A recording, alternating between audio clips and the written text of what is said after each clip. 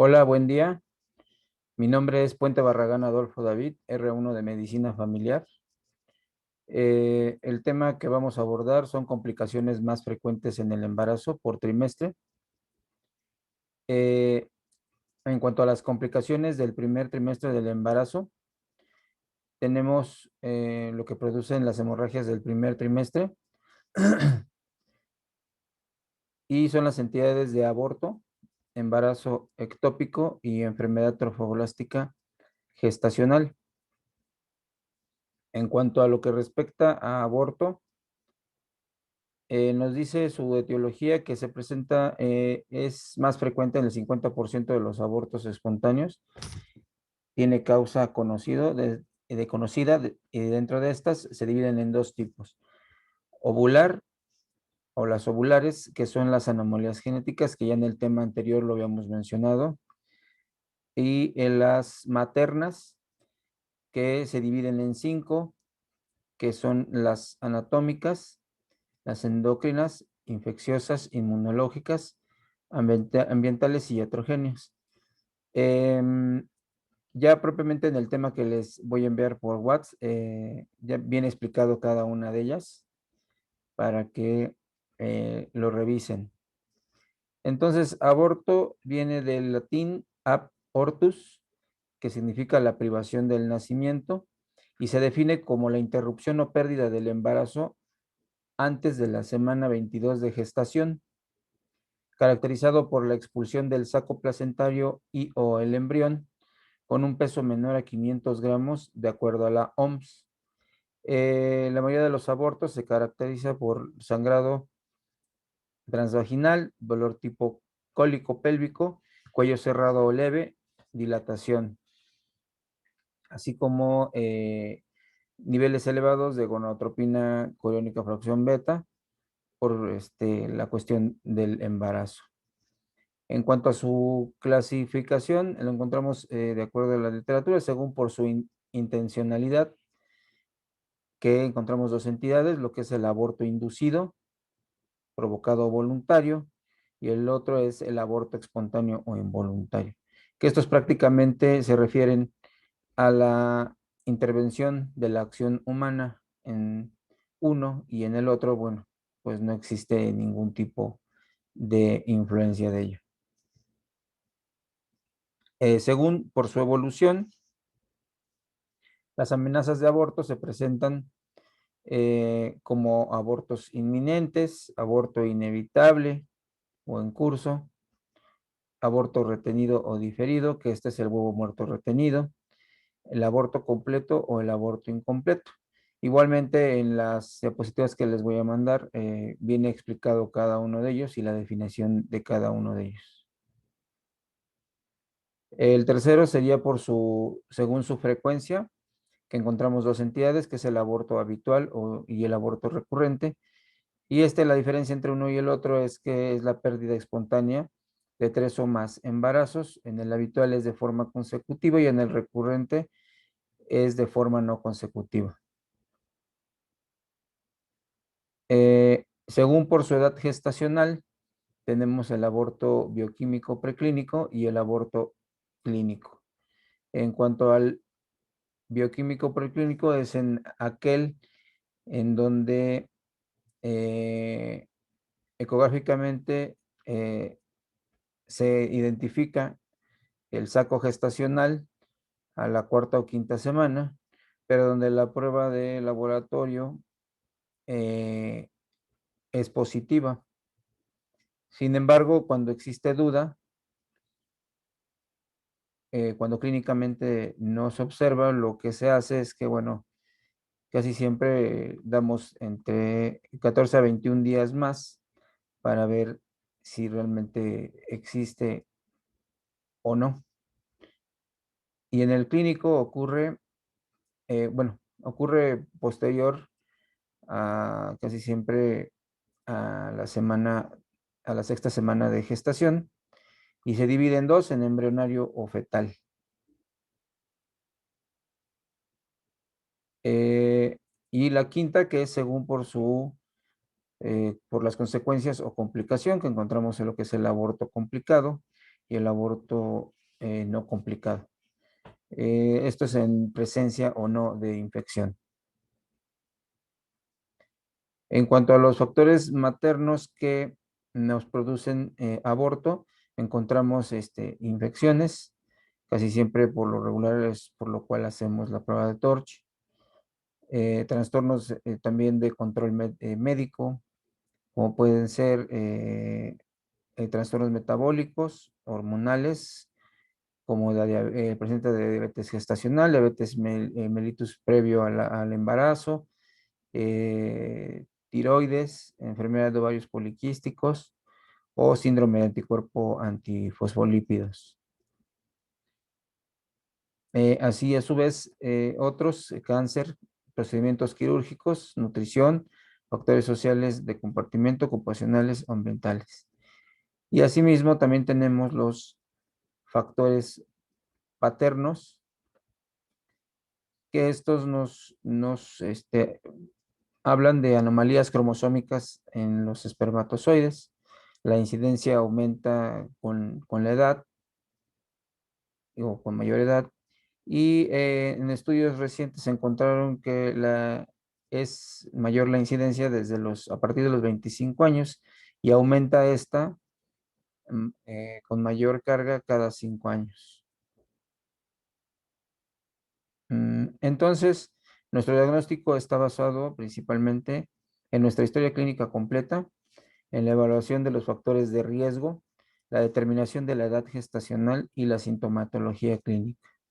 En cuanto el examen clínico es la evaluación del estado general y la evaluación de las funciones vitales, estas, bueno, pues que no existan dentro de la somatometría, pues fiebre o hipotensión.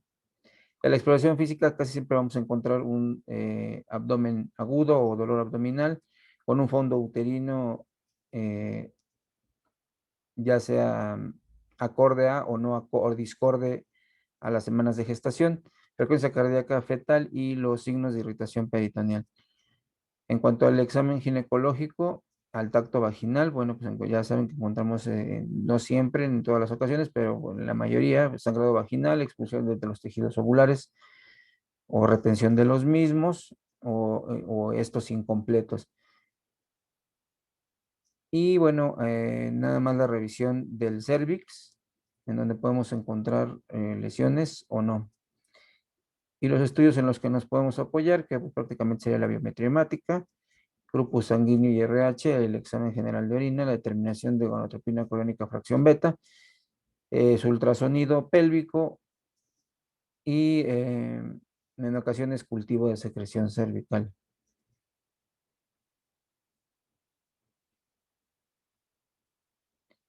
En cuanto Eh, a su forma clínica, la hemorragia es el signo más frecuente de todas las formas clínicas de aborto, variando desde un discreto spotting asintomático a un cuadro de shock. Eh, a la exploración física, pues la presencia de, ya lo mencioné, de dolor hipogástrico con o sin contracciones que no son constantes cuando existen. Y bueno, el tamaño de útero puede ser o no acorde a la edad gestacional, que esto ya lo habíamos mencionado. Entonces, la amenaza de aborto eh, es lo que nos va a tener, como menciona la literatura, frecuencia de un 20 al 25% de los embarazos. Se presenta daño al feto, el daño al feto es poco frecuente, sangrado transvaginal escaso, orificio cervical cerrado, dehiscente o ligeramente dilatado, de 1 centímetro o menos, consistencia de cuello uterino normal. La amenaza de aborto se presenta dentro de las primeras 20 a 22 semanas antes de estas semanas y con dolor tipo cólico intermitente, así como presión pélvica o dolor lumbar persistente leve. Bueno, aquí vamos a tener a continuación unas imágenes que nos proporcionó la doctora López de la 194 de Naucalpan. Son imágenes, por ejemplo, esta es de un embarazo anembriónico,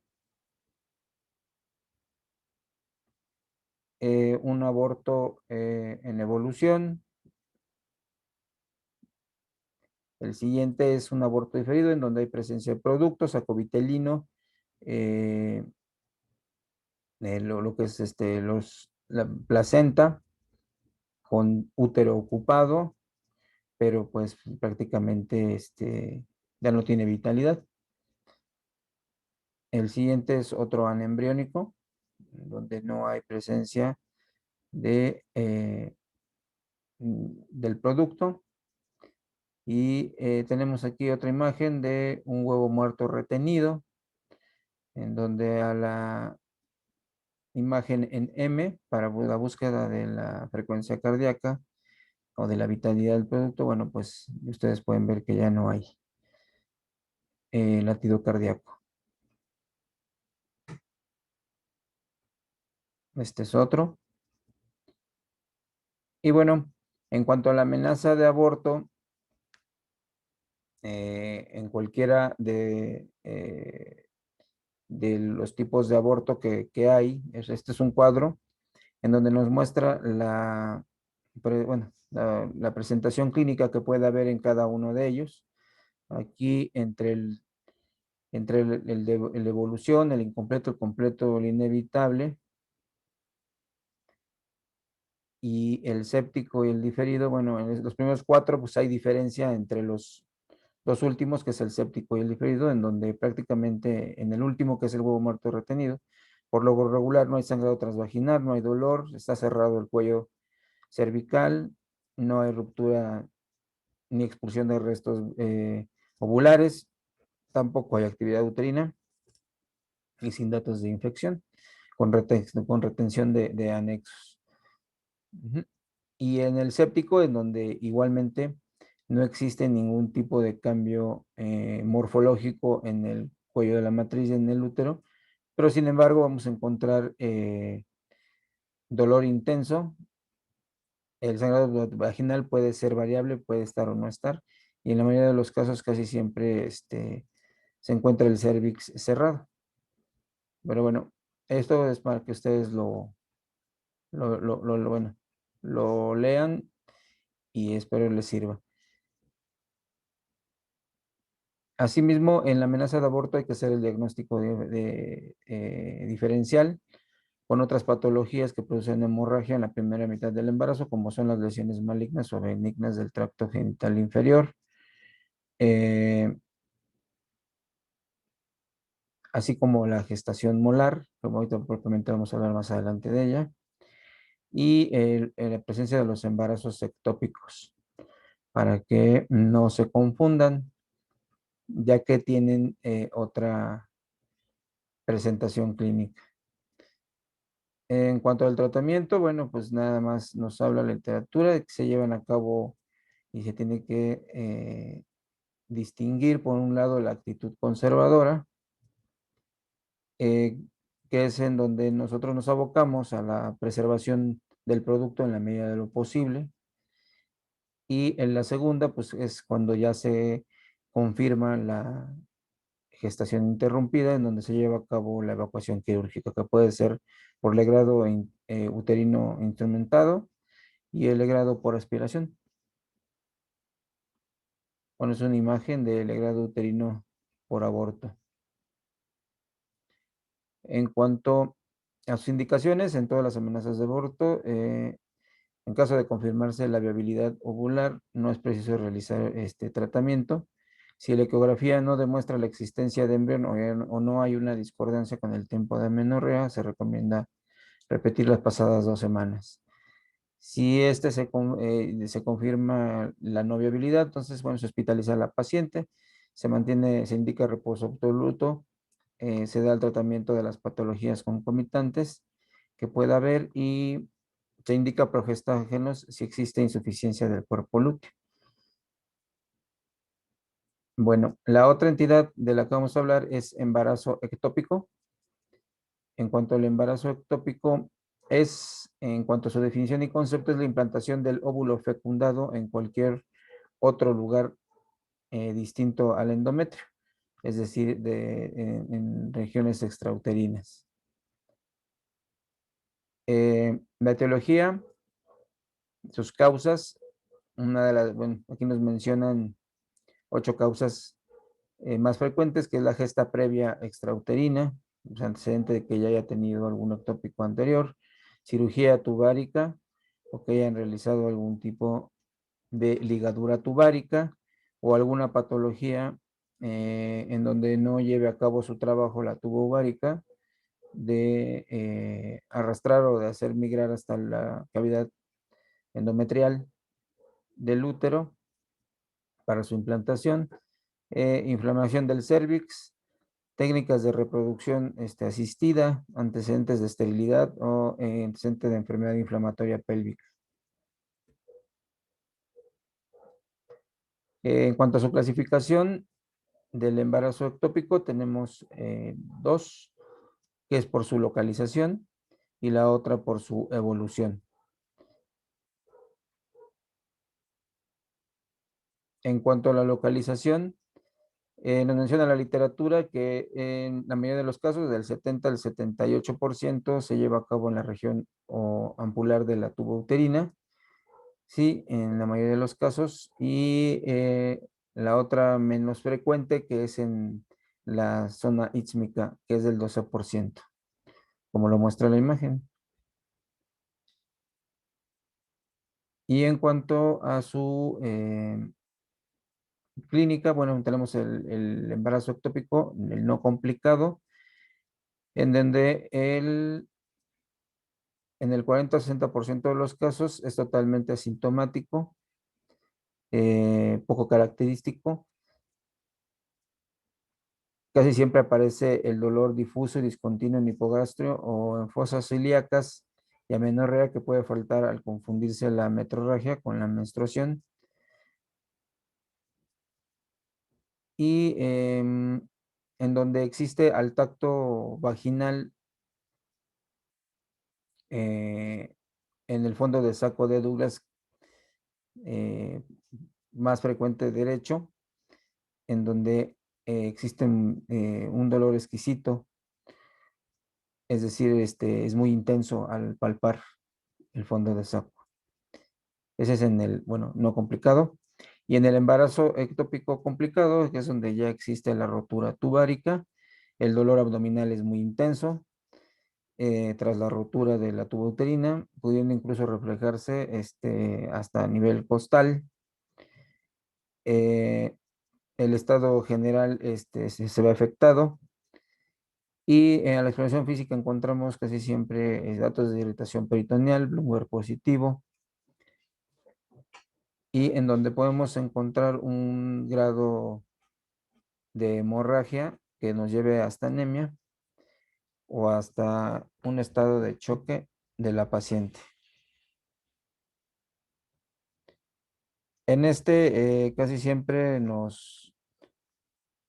en el complicado nos habla de la triada clásica, que son los signos clínicos que vamos a encontrar eh,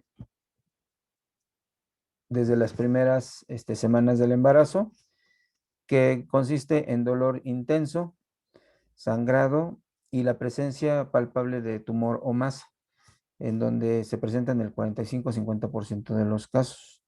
A su vez, de la tríada también podemos encontrar taquicardia, hipotensión y palidez de tegumentos.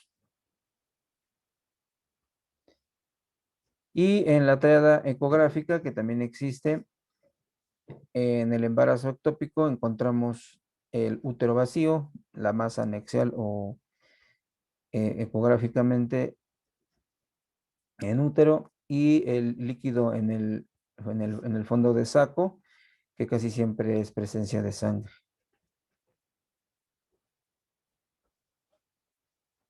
Bueno, entonces en cuanto a la clínica, pues no hay un signo ni síntoma patognomónico a la clínica muy específica.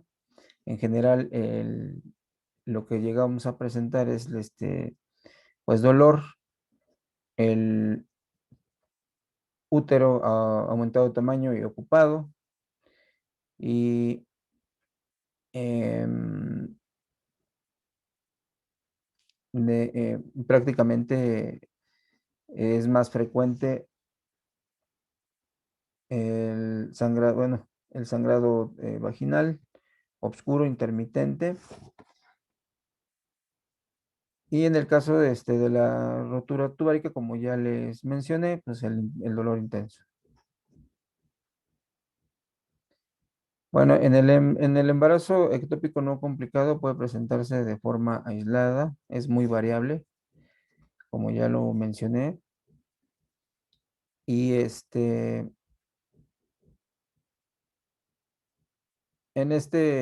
pues prácticamente no nos conlleva a un estado, bueno, agudo o grave a la paciente, como el embarazo ectópico complicado, que puede llegar hasta eh, choque hipovolémico y hasta en ocasiones datos de irritación peritoneal. Los exámenes auxiliares complementarios en los que nos vamos a apoyar, pues bueno, ya los conocen: biometría hemática, grupo sanguíneo, grupo IRH, examen general de orina. Siempre hay que realizar la prueba biológica de embarazo y ultrasonografía, y en ocasiones ya cuando vamos a dar plan de tratamiento quirúrgico, bueno, pues puede ser por la paroscopía. Otra cuestión importante en cuanto al diagnóstico es la realización de la culocentesis, que como ya sabemos es la punción y la aspiración del fondo de saco de Douglas, en donde tiene utilidad cuando se sospecha de presencia de sangre en la cavidad intraperitoneal. Em, los sangrados transvaginales, que los mencionamos, y el ultrasonido. Bueno, aquí tienen una imagen de ultrasonografía de un embarazo ectópico, en donde prácticamente se ve vejiga, el útero vacío, y en un costado fuera del útero el embarazo. Y el otro es una imagen de la paroscopía de una gestación ectópica en tubo uterina. Bueno, la tercera entidad que vamos a abordar es la enfermedad trofoblástica, en donde se define que son tumores con proliferación anormal del trofoblasto o degeneración del mismo. Este trofoblasto, a pesar de no ser un embarazo normal, produce aumento de de la hormona gonadotropina crónica humana, y que dan origen a lo que son las molas hidatidiformes, que se caracterizan por la presencia de vellosidades, y las neoplasias malignas trofoblásticas molares, que carecen de vellosidades. Es una característica. Las hidatidiformes como tal sí tienen vellosidades, y las malignas trofoblásticas molares no tienen vellosidades. En cuanto a la epidemiología, nos dice la literatura que hay una prevalencia en las razas asiáticas, en las razas hispanoamericanas y las razas indoamericanas. La mujer en ambos extremos de la edad reproductiva son las más vulnerables, que son mujeres de 36 o 40 años, que representan un riesgo doble, y las mayores de 40 años, que casi el riesgo aumenta 10 veces más. Ujú. También nos menciona que después de dos molas, aproximadamente el 20% de las mujeres que las llegan a presentar tienen una tercera mola. Entonces no se conoce con exactitud, se postulan como etiopatogenia, o sea, como origen, las malformaciones genéticas en la placenta, el bajo nivel socioeconómico, consanguinidad, entre otras. Y existe la teoría de que parece desarrollarse un huevo a partir de 2 espermatozoides sin participación genética del óvulo. La mola completa sería de 46, o sea, el doble o el triple de cromosomas, que serían de 46XX, perteneciendo ambos conjuntos de cromosomas X al padre. Y las molas parciales siempre suelen tener cariotipo triploide, hasta de 69XXX o 69XXY. Entonces, por su clasificación encontramos que la mola identiforme se divide en dos: la completa, que tiene vellosidades coriónicas anormales, que aparecen con una masa de vesículas claras, y la parcial, que tiene cambios focales y menos avanzados, en donde se contiene en ocasiones tejido fetal. Y la mola invasiva, que sería la tercera, o lo que conocen como corioadenoma destrudens, en donde es considerada invasiva, en donde el trofoblasto penetra hasta el miometrio o los vasos sanguíneos, y esta a su vez se extiende por la pared uterina con perforación y hemorragias graves, y llega a presentar migración hacia órganos distantes como es el pulmón y el cerebro. Entonces, de acuerdo a la clasificación, tenemos otra clasificación que es la de mal pronóstico y la de buen pronóstico. La de mal pronóstico se caracteriza nada más por aumento de la hormona de la colónica más de 100,000, duración, con una duración de más de 4 meses, y en donde llega a haber metástasis cerebrales o hepáticas. Ujú. Y en donde en esta puede haber fracaso de la quimioterapia previa, si es que se da, ¿no? Y la de buen pronóstico, que no presenta ningún factor de riesgo, pero que sin embargo hay que darle seguimiento el primer año de forma estrecha. Bueno, es el cuadro clínico en donde nos menciona que hay pérdida sanguínea vaginal, presencia de hiperemesis gravídica, eh, bueno, el examen físico, en donde existe compromiso del estado general, en donde el útero generalmente es mayor, de mayor tamaño con relación al tiempo de amenorrea, y de consistencia anormalmente blanda, así como la ausencia de movimientos, latidos y partes fetales. Y pues bueno, el diagnóstico se establece por medio de ecografía, que es la técnica de diagnóstica de elección, en donde se aprecian imágenes, como ya lo hemos visto, de copos de nieve que corresponden a vesículas hidrotrópicas, eh, tipo mórula o en racimo de uvas. Ujú. Y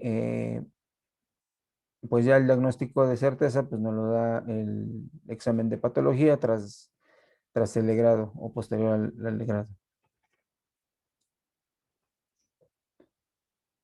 Aquí tenemos una imagen de mola hidatiforme, eh, como se observan las mórulas circulares, bueno, con mucha imaginación, pero bueno, esta es nuestra imagen que tenemos. Entonces, en cuanto a su curso clínico, dice que el 80% de los casos de la enfermedad regresa después de haber evacuado el útero, en donde los niveles de hormona gonadotropina coriónica descienden rápidamente, pero que cuando estos niveles no descienden o permanecen elevados, a las 8 semanas se habla de enfermedad persistente. El tratamiento consta de dos partes: de la evacuación de la mola y el seguimiento posterior, como ya lo había mencionado. Sí, y en cuanto a las mujeres de entre mayores de 36 a 40 años, principalmente las de mayores de 40, pues se debe de practicar la histerectomía total con mola in situ. No está indicada la quimioterapia en esta etapa.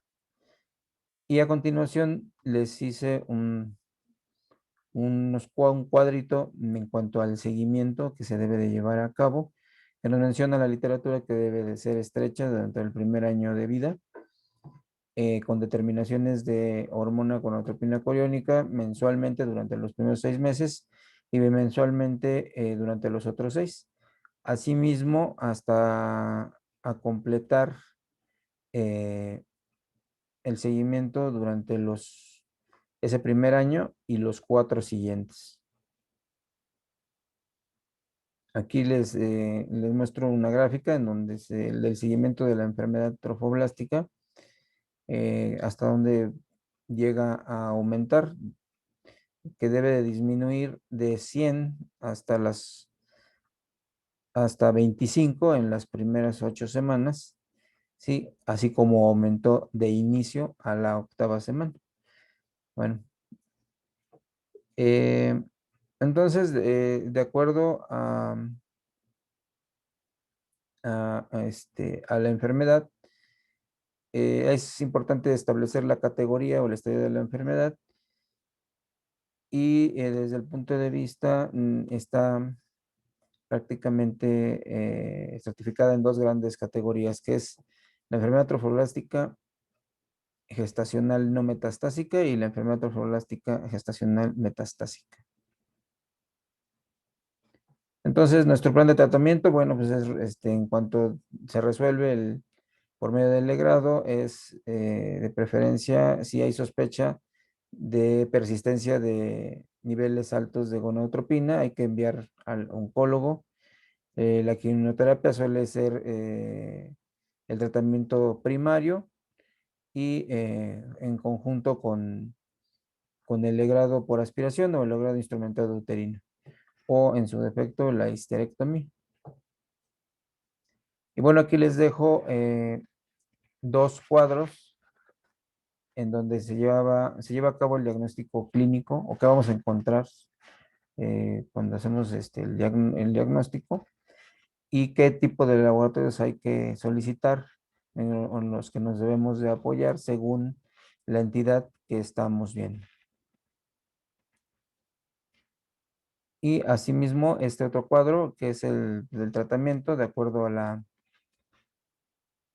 la entidad eh, que se llega bueno, que estamos revisando, que aquí ya está abarcando en los dos cuadros, en el anterior y en este, las complicaciones del segundo o tercer trimestre del embarazo. Y bueno, les agradezco su atención. Una vez más, espero que haya sido claro. Lo que está pendiente para complementar el tema, se los voy a mandar por medio del WhatsApp, para que lo revisen y lo amplíen un poquito más el acervo. Muchas gracias y que tengan buen día.